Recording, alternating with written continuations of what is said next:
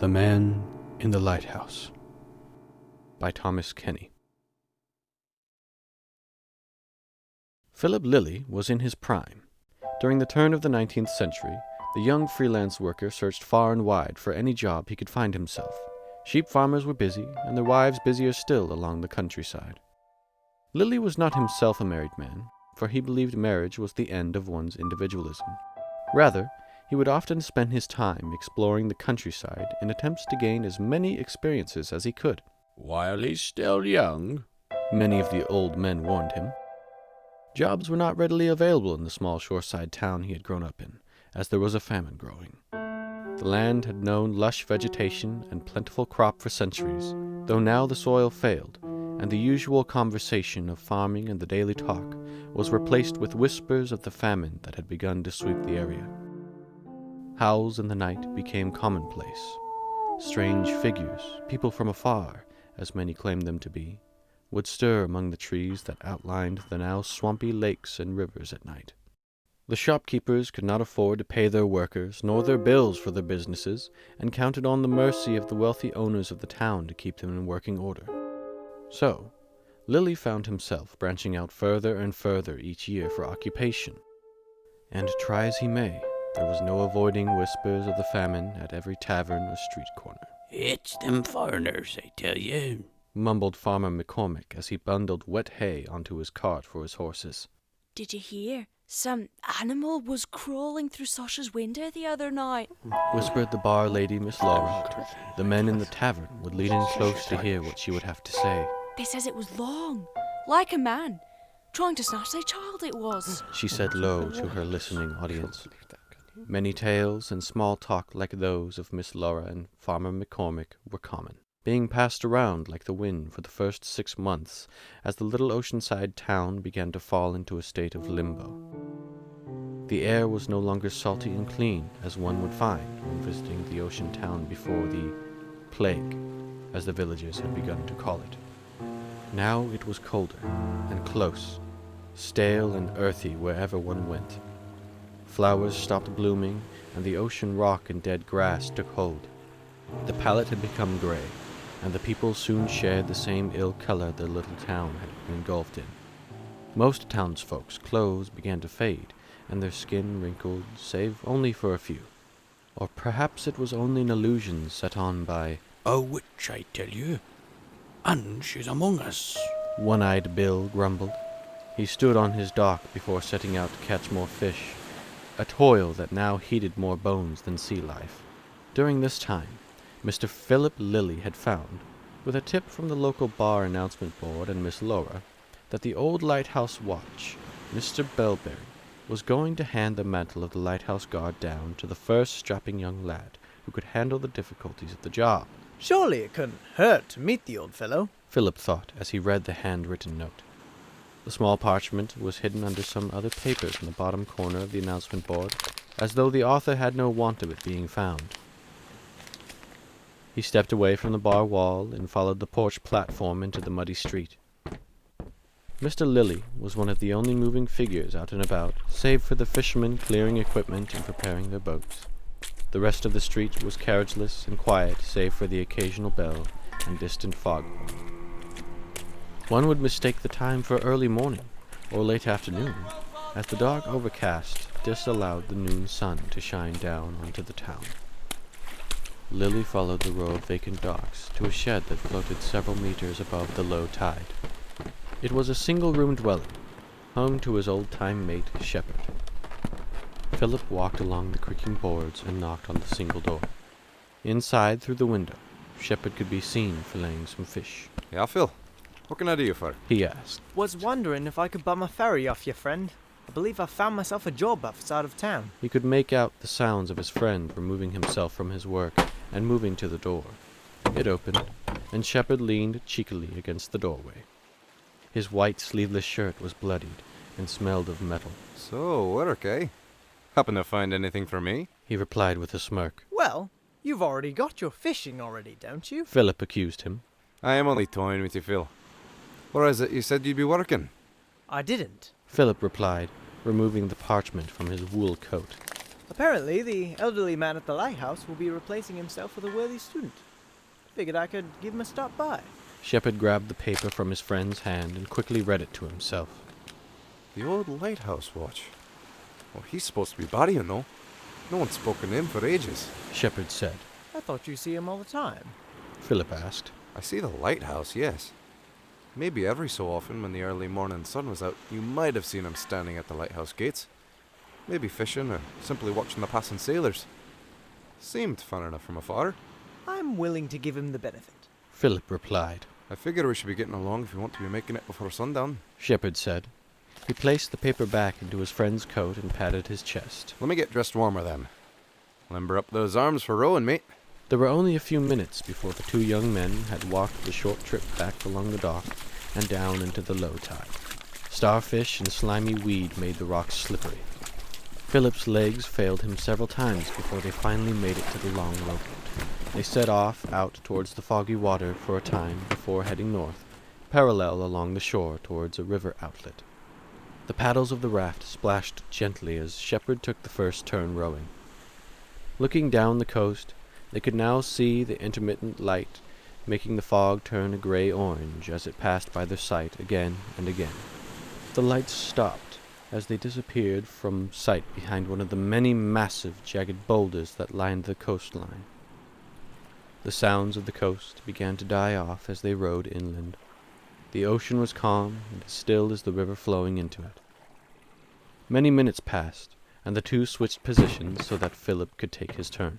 It's getting dark awful fast. Philip said. I noticed. It couldn't have been much later than brunch when we left. Sheppard responded, looking confused at the sky. He reached into the bundle of supplies at his end of the boat and brought from it his lamp. After a few failed strikes with wet matches, he managed to strike a flame. He handed the glowing lamp to Philip, who secured it to the forward hanging post. They both shivered at the cold, catching their only warmth from the lit lamp. Had I known we'd be getting an early night time, I'd have told you we'd go tomorrow, Sheppard said in a miserable voice. You'd get no argument from me, friend, replied Philip. Through the dark grey sky, the sun looked as though it were the moon as it attempted to penetrate through the clouds. Long-limbed trees passed by, devoid of most leaf and life. The two men became suddenly aware of their discomfort that was not only brought on by the cold. Sheppard began a gentle whistle in an attempt to keep their imaginations from giving truth to the town's myths as the dark played tricks on their eyes. Gently rocked the long rowboat. Philip felt a sudden bump from underneath the water. Sheppard's whistling stopped. What's that then? Why'd you stop? He asked. Did you not feel that? Or are you too accustomed to the waters? Philip asked back. All I felt was you jump out of your socks, mate. Sheppard replied. There was a bounce. Or nudge under the boat. Philip whispered, frightened. Might have been a pike or a catfish. Sheppard said. There was a groan from below the waters. The two men listened, the hairs on their skins standing up. Does that sound like any fish you've ever caught, then? Philip asked. A rustle in the tree line made both men turn their heads away from the water. Several twigs snapped, and something moved toward the waterside. Then there was quiet. So quiet that if one listened closely, they would swear they could hear the clouds passing by among the drips of water falling off the oars. Hand me the lamp, then, said Sheppard. The lamp creaked a bit as he received it from his friend. He pushed it over the water and towards the noise to reveal the silhouette of a figure or two, or perhaps of the trees, of which the two men could not be sure. They thought they could make out a rapid conversation, a whispering of sorts, where the bundle of shadows stood. Who's that, then? Philip whispered to his friend. Hello? Sheppard called. The trees rustled, and two eyes reflected the lamp's light back at them. The dots watched them steadily and curious. Sheppard squinted to see more detail, and thought he could make out antlers atop the glowing eyes, but could not be sure, for the figure moved away suddenly upon being seen. There was a loud ruckus of snapping wood and falling plant life. A cry shot through the empty, quiet night, and the boat bobbed violently as the two men jumped in their seats. Before either could get a word out, something in the water leapt upward and pulled down Sheppard's lamp into the blackness. The men sat quietly for a moment, dumbfounded as to what had just happened. In the darkness, Philip could make out the sound of what he thought was a rifle or shotgun being prepared for fire, and a bright light temporarily blinded him as Sheppard's backup torch was lit. Are fish common to do that? Philip asked at last. No, they are not. Sheppard stated. They sat quiet, rowing for many more minutes, and the shores of the river closed together, becoming no wider than the sides of one of the town's muddy streets. The sky grew darker still, and Sheppard no longer knew how far the shore was. Pull to the left a little, he said. He had not stopped scanning the darkness with his rifle and torch since their brief fright. The brush of the shore shook with little four-legged life the closer the boat drew in. That'll do, Sheppard said, satisfied that he could more clearly make out the shore. What was that back there? In the trees? In the water? Philip finally asked. He had been waiting for an appropriate time, a time when he felt he was no longer shaking from more than just the cold. I'm not entirely sure. Of either, that is. It seemed almost as if the water jumped out at me. There was no bite, no slick feeling of a fish. Sheppard said. He suddenly sniffed the air. You smell that? Like metal? The rain's coming soon. Can you be sure? I can't smell anything. Are you sure your senses haven't been frozen off? Our minds could be playing with us. After all, my toes and fingers don't feel much anymore. Philip said. There was a slight rumble far away. Philip wasn't entirely sure of its origin, though Sheppard was. See there? Thunder's coming in. Don't want to be hearing you doubting my senses from here on out, Sheppard said. He suddenly exclaimed to the air a sound of exasperation. Perhaps if the sun had been out another half of an hour, we could have been there no more than 20 minutes ago. There was a drop of rain that hit the water, and the men both knew the storm was coming fast. Damn these curses. This plague. Sheppard breathed. No need to be talking like that, friend, Philip said. The rain began to pick up, and Philip second-guessed his words. My boat, my talk. Sheppard replied quickly. Now, take the extra blankets and cover up. We're nearly there. The boat met the muddy shore and crunched across the pebbles and rocks. The two men worked wordlessly to bring the boat up and anchor it to land. They could see clearer now, even through the unearthly darkness and heavy rain, as the lighthouse provided a powerful warm light. It stood tall and pale and blackened. Sickly cracks ran like veins along its surface. There was a plume of smoke coming from the shack attached at its base, the dwelling of Mr. Belberry, the old lighthouse watch. Many lamps paralleled the grassy path that led steeply upward towards the lighthouse. The wind was heavier now, though the ocean remained calm. No waves crushed against the walls of the cliffs, as they were known to do. Only the wind and rain, and the slipping and grunts of two men struggling up the path sang in the afternoon dark. When they reached the porch, they removed the blankets they were using as hooded capes from their heads. They huddled closely within the safe area of the door-wide overhang. The door leaked warmth, and an orange glow came from the intricately designed, diamond-shaped window at its center. Philip gave 3 heavy and clear pounds upon the old wooden door. There was a shuffling from the other side, and the men waited, anticipating. Heavy footsteps came toward the door. One step came slower than the other, implying a limp or a false leg. The door cracked open, and the two men struggled to see a face silhouetted by the warm fire behind it. Who is it, then? Said an old voice. It was deep and grumbly, a weathered sound. I am Philip Lilly. This is my mate, Sheppard the Ferryman. I've come to see about the position. We would be most grateful for a host and a dry room to set for a while. Philip said. Aye. They finally sent someone to kill me, then. The old man grumbled. The two men sat silently looking to one another, thinking of how to respond, though the question was so sudden and spoken in a way that they supposed that the old man truly had reason to believe someone was out to murder him. No! No, sir, no! Philip finally managed to say. You are Mr. Belberry, are you not? He asked. I found your note for a lighthouse worker replacement. You are set to retire soon, yes? The old man paused a moment. The two men could feel the eyes of the man looking them up and down without ever needing to actually see it. Yes, Belberry said. come in. But don't steal anything. He implied. There was a sound of a chain unhooking, and the door opened with a heavy creak. The old man walked away as they entered cautiously. There was a limp in his step, and he leaned forward slightly. He coughed quietly into his sleeve. The room was small and kept neat and practical. Nothing was there that had no need. A small table with chairs on each end, a bench made from the log of a tree. A large pile of wood was stacked next to the small stove that doubled as a fireplace. The room managed to appear messy through its organization, and there was more than enough dust to spare.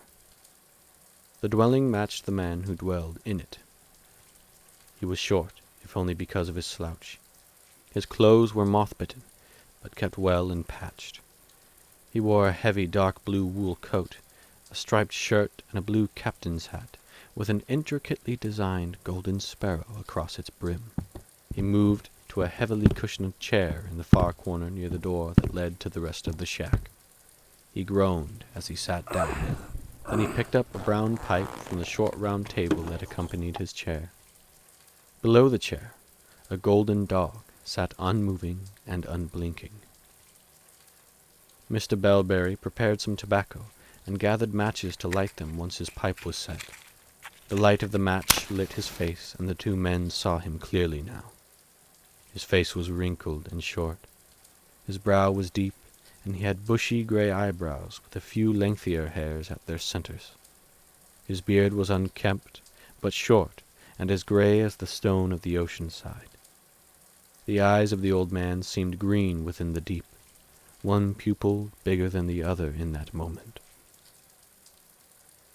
Sheppard and Philip realized they had been standing in the doorway, apparently in awe of the man as though under some sort of spell, as though they were watching a myth come to life. They shook their heads and shook their clothing. They dripped clumsily upon the floor. The old man watched, staring blankly at the water upon his floor under his brow. The dog at his side remained unmoving still. Sheppard closed the door and remained near it. Philip stepped forward, with his hands clasped politely at his waist. You wish to work here? The old man eyed Philip. Yes, sir. Philip replied. Then your first assignment is to clean up the mess you're leaving. Philip looked to the floor in embarrassment. He had left a trail of puddled footsteps along the short distance he traveled. Do you have a broom or cloth that is used for that sort of thing? Philip asked. The old man pointed with a heavy wrinkled finger at the fire. An old broom rested against its outside end. Philip made clean his mess and the mess of his mate, quickly brushing the mud and water from the inside through the door and back into the rain. When the door closed, he removed his cloth and Sheppard's and placed them upon the wood near the fireplace. Good, said the old man. I like a man who takes initiative, doesn't have to ask for every little detail, who makes a choice, be it right or wrong, learns from his own mistakes. Thank you, sir. Philip hesitated. Your friend must leave us now, Mr. Belberry said. He sucked on his pipe and let loose a plume of smoke that smelled of dry herb. The smell was warm, and now Philip understood why the room smelled musty besides all the dust. It was obviously tobacco of the old man's stash, perhaps one he had held on to for many years. But, sir, if I may, I cannot simply let him go back in the storm alone. He ferried me here, and it may be dangerous returning to town alone, Philip said. The old man eyed him, unmoved and still. It's quite all right, Phil. Sheppard broke in. I'll hitch my tent on my boat, start a small fire, and stay there until either morning comes, or you decide the other on this job you're looking into, He said. I seen worse. He finished with a shrug. He grabbed his cloth from the logs and moved to the door, looking at the old man as he left. Mr. Belberry's gaze maintained on Philip. Sheppard felt unease as the dog made no motion and took no interest as the door opened.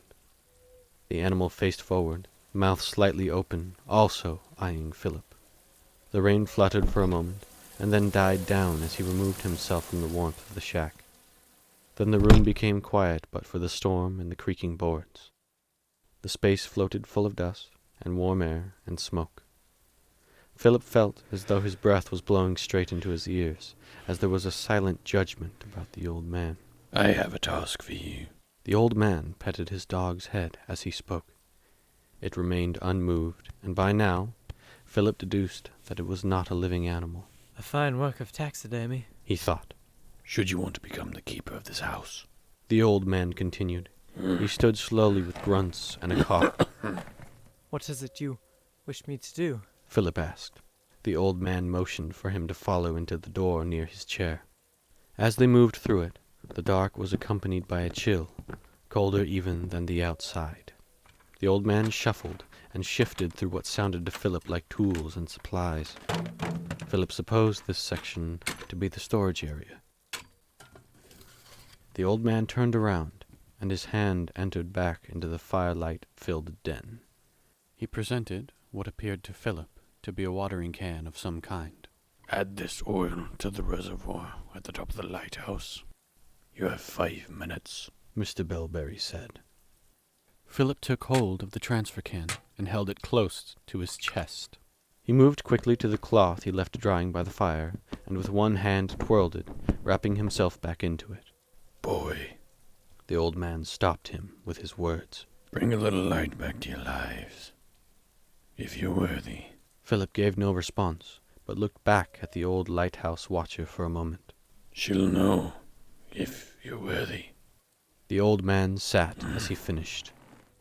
The latch to the shack lifted and clunked. Philip was back in the rain. Looking down the path to the swampy creek beds, he saw a small flame from a torch or fire that his mate had started. There was a tent pitched over the rowboat.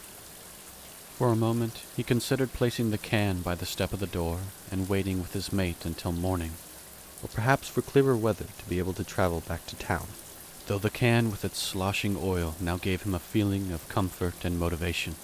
He felt drawn to complete the task at hand, as though this menial task would be a momentous achievement in his life. He looked up to the lighthouse, and he saw that the light had begun flickering.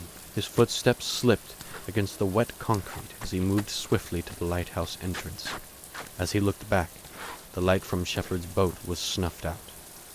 There was a yell from his mate that was followed by the sounds of a struggle, then a violent rustling of trees, and the lamps along the path that led up the hill went out one by one. Philip suddenly understood that he needed to complete his task at all costs. The chasing darkness closed in as he slammed the heavy metal door shut. Inside, there was a spiraling metal staircase that went up into black. The first step echoed off the walls up and down the tower. Philip hesitated. Even with the comfort of that strange can of oil in hand, he suddenly couldn't find the courage to move up the steps. He sat thinking for a moment. His mind went to the bar lady, Miss Laura. He thought of how lovely she looked as the morning sun shone on her long black hair hanging down along her neck. He thought of the pleasant sight of her smiling while she cleaned her mugs for her patrons, and he joked to himself that perhaps marriage wouldn't be such an intrusion on his personal life. He thought, too, of the laughing of the patrons of the bars on cold nights, and his father's cattle chasing one another in the fields. He shot suddenly up the stairs with a heavy grip upon the freezing metal railing, up and up with no end in sight. He moved as quickly as he could without making himself slip up and crash into the metal stairs or fall to his doom over the railing. He felt as though he had been climbing for 5 or more minutes and stopped, huffing and looking upward. More stairs reached up above him. That was when he heard the lighthouse door open suddenly with a crash. Philip looked over the railing down to the floor of the tower. He could barely sight the door now standing ajar, the rain splashing clumsily upon the concrete. Something shuffled through the door. There was a terrible moan from the metal as a heavy foot tested the first step of the spiral stair. Then a crash upon the second, and soon the footsteps paced upward and grew louder. With no time to lose, he turned to run, but smashed into the door at the top of the lighthouse, almost spilling the oil between himself and the metal surface. Confused and a little dazed, he wrenched open the hatch and flung himself outside. The rain pelted his cheeks like daggers as he rounded the short ramp to the room that held the blinding rotating lights. Once he was inside, the rain pelted the glass room harder and harder. The light was growing dim. He poured quickly, clumsily spilling some oil until the can was emptied, and he waited, eyeing the light. It flashed off and on rapidly before maintaining its clear white light. Philip breathed in relief. The rain calmed. The wind calmed. Philip ran through the open door and down into the tower. There were orange lights at intervals traveling down the interior walls. The lighthouse now clearly displayed only 5 stories, a sight that felt untrue when he had climbed it not a minute before. He stormed downward and back out into the late afternoon. The darkness had not heated, though the rain was now a light sprinkle, a mist even. To his left, where he had departed from Mr. Belberry's dwelling, he could hear muffled voices from the inside. The door was left slightly ajar. The door creaked open as Philip placed a hand upon it. When he entered back into the room, he found the old man tending the fire. He was alone and muttering to himself. Philip realized that the old man must have been talking to himself as he kneeled there grumbling at the flame. When the door creaked open, the old man turned his head over his shoulder suddenly and listened patiently. Philip could see the light reflecting off the fog in the old man's eyes. Cataracts had dulled his sight in his age. "So, you're back," he uttered. Yes, sir. Philip replied. "I suppose you know now." Mr. Belberry asked. I'm not sure I understand, sir. The old man stood, and the floorboards creaked. He was quiet. When he turned, it seemed to Philip as though the old man was taller, and that the fire no longer provided the light that he thought it should. Mr. Belberry eyed the young man again. He spoke with sudden silent anger. "Then why did you come out here if you do not understand?" he said. Sir? "I suppose it was to murder me." One side of the old man's face smiled, while the other maintained its usual grimace, and he began to pace. "Murder me," he said again. murder He mumbled the words a few more times, and it seemed he laughed slightly and coughed as he did so. Then he fell silent again and stopped his pace. "You've come here to be rid of me. To kill me," he said, with his back to Philip. No. No, sir. Philip mumbled, trying to contain his fear. The old man eyed him once more. "You cannot kill me, for I'm already dead." No sooner than the old man spoke his final word, the fire had burned out, as though someone had tossed a pot of water upon it. Philip was left in darkness, with only the sound of his breaths whispering into his ears, and the moan and cries of the wind as they traveled through the cracks of the dwelling. Some time passed. Philip recalled his mate handing him a box of matches while they had been rowing in the rain. He shakily retrieved them from his coat, dropping several as he attempted to strike one of the long sticks. Once he succeeded, he found he was alone. The room was emptied, appearing as if it had been vacant for some time. Not even a hot ember was left in the fireplace. Philip looked to Mr. Belberry's chair. The dog was still waiting patiently in its place, looking at him in the dull light. And upon the old man's chair laid a dusty old pipe.